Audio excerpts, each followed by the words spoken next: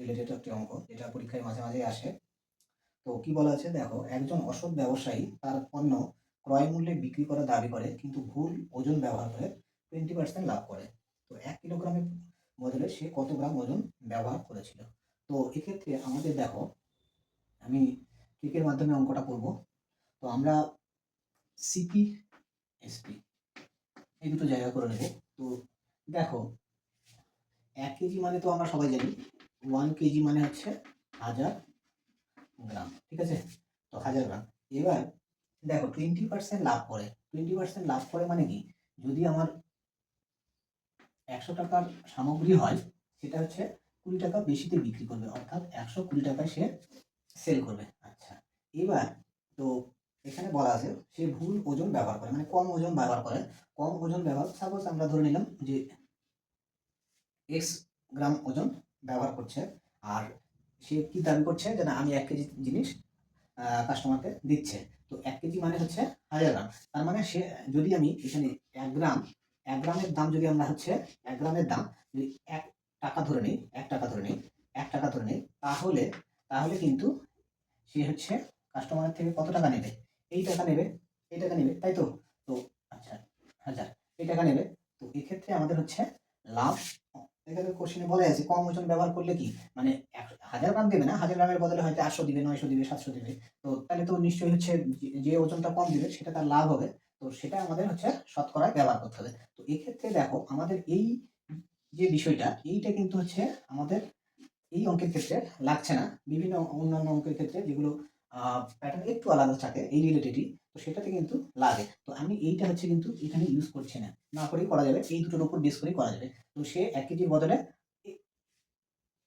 তোমার হচ্ছে 1 কেজি মানে 1000 গ্রাম, 1000 গ্রামের বদলে এক্স গ্রাম দিচ্ছে। তাহলে এই ক্ষেত্রে নিশ্চয়ই লাভ হবে। তাহলে লাভ কত হবে? দেখো, লাভ হবে আমাদের, লাভ কত হবে? তাহলে 1000 মাইনাস এক্স টাকা লাভ হবে, এই টাকা লাভ হবে, তাই তো? তো এটা হচ্ছে লাভ হবে। তো এটার পার্সেন্টেজ কত হবে? তো এটা দেখো, লাভের পার্সেন্টেজ যদি আমরা বের করি, তাহলে লাভের পরিমাণ বাই ক্রয় মূল্য, তো এটা হচ্ছে ক্রয় মূল্য এক্স। আর আমাদের এক্ষেত্রে লাভ বের করতে গেলে আর একটা কি করতে হয়, ইন্টু হচ্ছে 100 করতে হয়, ইন্টু 100 করতে হয়। তো এইটা হচ্ছে কিন্তু লাভের পার্সেন্টেজ হবে। এবার কোশ্চেনে কিন্তু লাভের পার্সেন্টেজটা উল্লেখ করাই ছিল। তাহলে এই যে লাভের পার্সেন্টেজ বের করা হলো, এইটা এইটা হচ্ছে সেম হবে, তাহলে এটা হচ্ছে 20 হয়ে যাবে, কিন্তু এটা 20 হবে। তো এক্ষেত্রে আমাদের হচ্ছে এটা সলভ করলে কি পাবো? দেখো, 20 দিয়ে যদি আমরা কাটাকাটি করি, তাহলে এটা হচ্ছে কত? 5, ঠিক আছে? আচ্ছা, 5। তাহলে এইটাকে আমরা যদি সলভ করি, তো দেখো আমি এখানে করছি।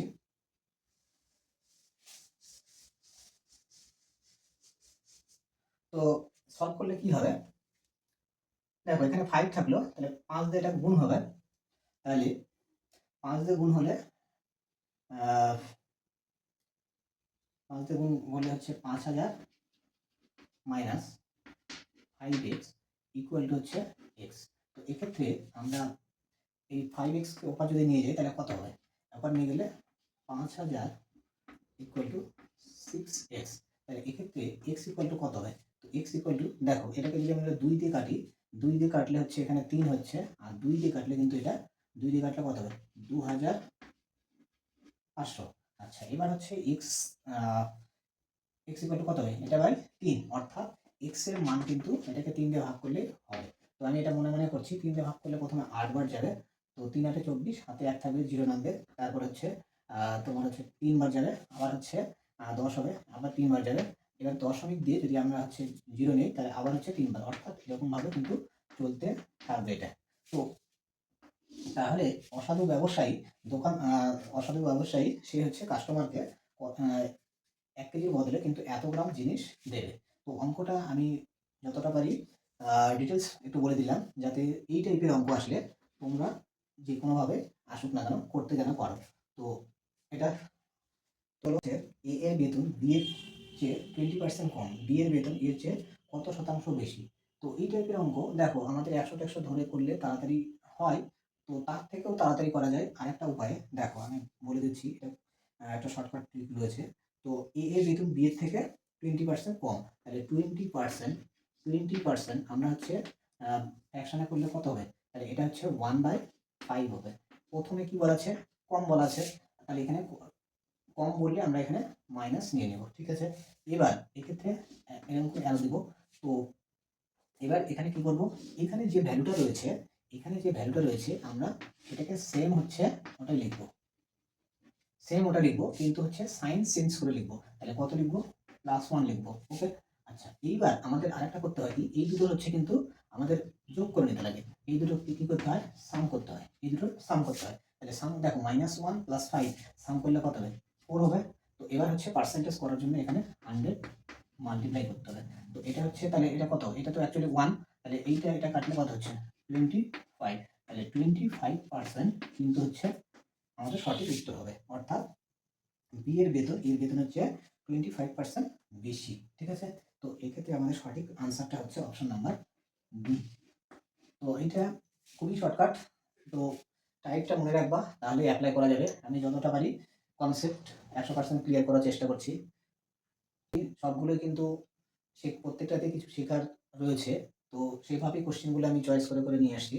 তো যেগুলো সাধারণ কোশ্চেন সেগুলো তো মোটামুটি সবাই পারবে। যেগুলো একটু ট্রিকের সাহায্যে বা কনসেপ্টটা ক্লিয়ার থাকলে ভালো হয়, সেই টাইপের অঙ্কগুলি কিন্তু আমি তোমাদের সামনে নিয়ে আসছি। তো কি বলা আছে, 171, 172, 173 কে 17 দ্বারা ভাগ করলে ভাগশেষ কত থাকবে। তো 171 ইন্টু 172 ইন্টু 173, একে আমি কত দিয়ে ভাগ করবো, ভাগ করবো হচ্ছে 17 দিয়ে ভাগ করবো। তো 17 লিখলাম, 17 দিয়ে ভাগ করলে আমাদের হচ্ছে রিমাইন্ডার কত হবে। তো দেখো, এটা কনসেপ্টটা জানা থাকলে কিছুই না। তো দেখো, এক্ষেত্রে আমি পুরো ডিটেলস কাহিনীটা বলছি না, তো বললে বলা যায়। তো দেখো, আমি ছোট্ট করে একটু বলে দিচ্ছি। তো 171 এটাকে কত লেখা যায়, 170 + 1 লেখা যায়। আচ্ছা, এটাকে লেখা যায় হচ্ছে 100, তোমার হচ্ছে 70 + 2 লেখা যায়। আর এটাকে লেখা যায় হচ্ছে 170 প্লাস হচ্ছে 3 লেখা যায়। এইটাকে যখন আমরা হচ্ছে 17 দিয়ে ডিভাইড করব, তো দেখো এটাকে যদি আমি নর্মালি গুণ করি, গুণ করলে দেখো, গুণ করলে আমি গোটা গুণটা করে দেখাচ্ছি না, গোটা গুণ করলে দেখো 170 ইন্টু 170 ইন্টু সামথিং একটা সংখ্যা আসবে, ঠিক আছে। এখানে একটা কিছু আসবে, এখানে হচ্ছে সামথিং আসবে, এখানে সামথিং আসবে, মানে কিছু নাম্বার আসবে, ঠিক আছে। এইটা আসবে 170 ইন্টু এটা আসবে, প্লাস হচ্ছে কি আসবে, এই যে দেখো 1, এখানে 2, এখানে 3, এই জিনিসগুলো আসবে। 1 ইন্টু হচ্ছে 2 ইন্টু 3 আসবে।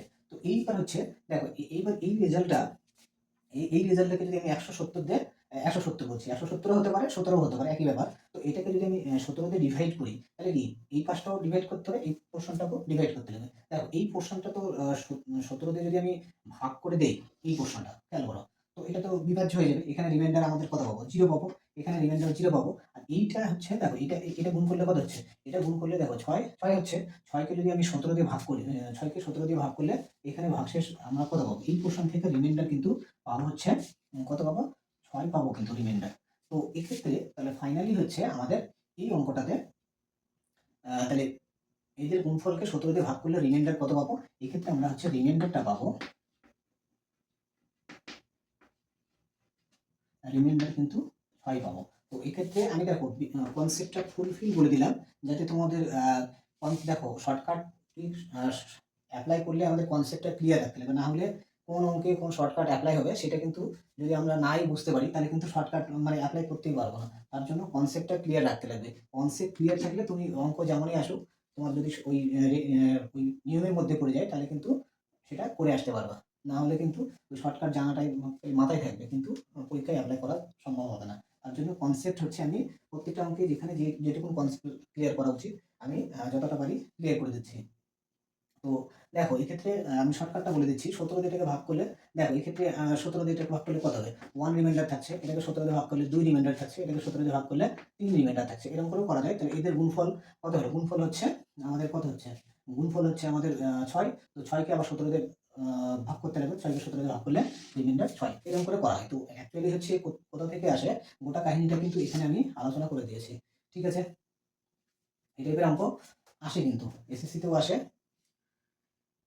আশা করি তোমাদের আমি বোঝাতে পারলাম। তো ভিডিওটি ভালো লাগলে লাইক শেয়ার করো এবং বন্ধু বান্ধবদের মাঝে শেয়ার করো। আর ভালো না লাগলে সেটা তোমরা কমেন্ট সেকশনে বলবা যে না ভালো লাগছে না, পছন্দ হচ্ছে না। আমি যতটা পারি ইমপ্রুভমেন্ট করার চেষ্টা করব। আমার পরিকাঠামোর একটু দুর্বলতা রয়েছে, তো চেষ্টা করছি যতটা পারি। কি করা যাবে, চলো বসি। আমি ভ্যালু বের করতে বলেছে, কি বলেছে আমি লিখছি আগে প্রথমে 2 minus sine square alpha by 1 minus cos alpha plus 1 minus cos alpha by sin alpha minus sin alpha by 1 plus cos alpha। আচ্ছা, তো এক্ষেত্রে আমি তোমাদের এরকম অঙ্ক আসলে বলছি, দেখো এরকম সাইনটাকে আমি সংক্ষেপে সাইনটাকে এস লিখছি,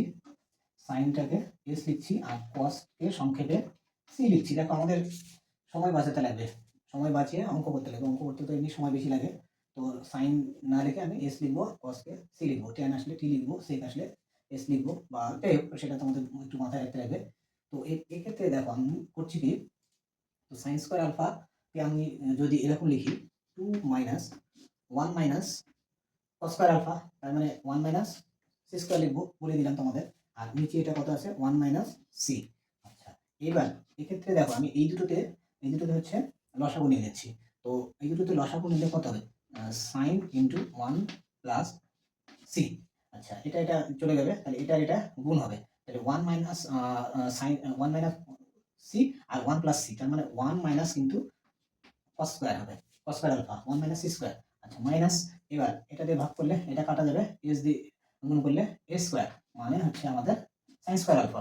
ওকে, আচ্ছা এইটা কত হবে, দেখো এটা হচ্ছে স্কোয়ার মানে বি স্কোয়ারের নিয়মে এটা ভাঙলে এখান থেকে একটা সেট কাটা যাবে, তাহলে 2 মাইনাস, এক্ষেত্রে আমাদের পড়ে থাকবে 1 প্লাস সি পড়ে থাকবে, তো মাইনাস হচ্ছে গুণ হয়ে যাবে তার সঙ্গে 1 প্লাস সি, তার মানে এটা হচ্ছে মাইনাস সি হয়ে যাবে। ওকে, এটা হলো।